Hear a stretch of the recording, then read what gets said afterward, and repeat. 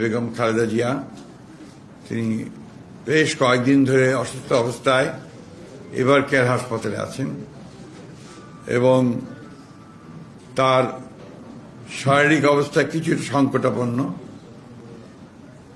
দেশের বিশিষ্ট চিকিৎসকবৃন্দ, বিদেশের আমেরিকার জন হপকিন্স এবং লন্ডন ক্লিনিকের বিশিষ্ট চিকিৎসকেরা তারা তার চিকিৎসা করছেন। গতকাল রাতে তারা একটা মেডিকেল বোর্ডে সভা করেছেন প্রায় 2-2.5 ঘন্টা ধরে, এবং সেখানে তার চিকিৎসার ব্যাপারে সমস্ত চিকিৎসকদের মতামত নিয়ে তারা কথা বলেছেন এবং কিভাবে চিকিৎসা তারা করবেন এবং সেই চিকিৎসাটা কি ধরনের হবে সে বিষয়ে তারা কালকে মতামত দিয়েছেন নিজেদের মেডিকেল বোর্ডে। তাকে বিদেশে নেওয়া প্রয়োজন এই কথা তারা বলছেন যে হয়তো প্রয়োজন হতে পারে, কিন্তু তার এখন যে শারীরিক অবস্থা সে অবস্থায় তাকে বিদেশে নেওয়ার মতো কোনো শারীরিক অবস্থা নেই।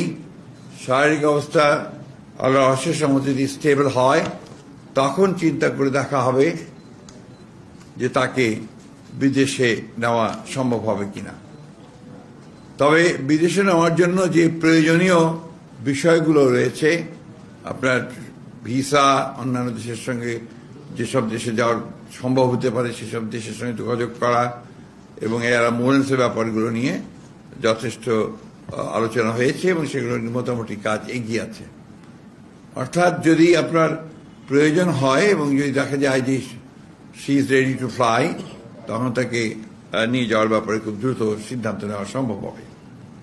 আরেকটি বিষয় যেটা আমি আপনাদের মাধ্যমে গোটা দেশবাসীর কাছে জানাতে চাই, যে স্বাভাবিকভাবেই দেশনেত্রী বেগম খালেদা জিয়া এই দেশের সবচেয়ে জনপ্রিয় নেত্রী এবং তার অসুস্থতায় সব মানুষই উদ্বিগ্ন, উৎকণ্ঠিত এবং অসংখ্য মানুষ হাসপাতালে ভিড় করছেন।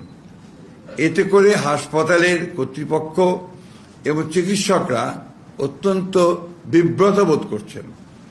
তারা চিকিৎসা কার্য চালাতে ম্যাডামেরটাও এবং একসঙ্গে অন্যান্য যারা রোগী আছে তাদের সেখানে বিঘ্ন সৃষ্টি করা হচ্ছে। আপনাদের মাধ্যমে আমি সকলের কাছে অনুরোধ জানাতে চাই যে আপনারা কেউ দয়া করে হাসপাতালে ভিড় করবেন না। অনুগ্রহ করে বিএনপি নেতা কর্মী, তার শুভাকাঙ্ক্ষী বা দেশের মানুষ তারা দয়া করে হাসপাতালে ভিড় করবেন না।